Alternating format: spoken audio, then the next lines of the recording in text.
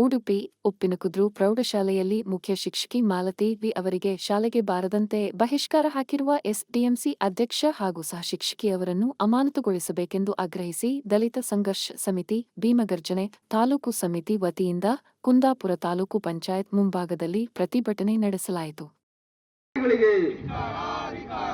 ಬೇಕೇ ಬೇಕು, ಬೇಕೇ ಬೇಕು, ಬೇಕೇ ಬೇಕು.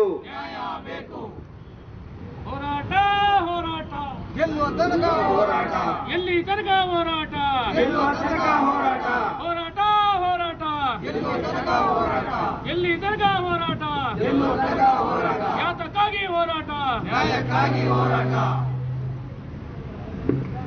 ಜೈ ಜೈ ಜೈ ಜೈ ಜೈ ಭೀಮ್, ಜೈ ಜೈ ಜೈ ಜೈ ಜೈ ಭೀಮ್, ಜೈ ಭೀಮ್, ಜೈ ಭೀಮ್, ಜೈ ಜೈ ಜೈ ಜೈ ಜೈ ಭೀಮ್.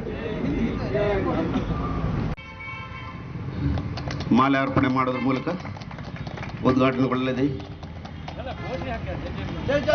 ಜೈ ಭೀಮ್, ಜೈ ಜೈ ಜೈ ಜೈ ಜೈ ಜೈ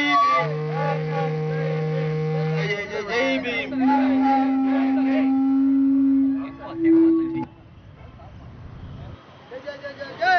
ಜೈ ಭೀಮ್, ಜೈ ಭೀಮ್,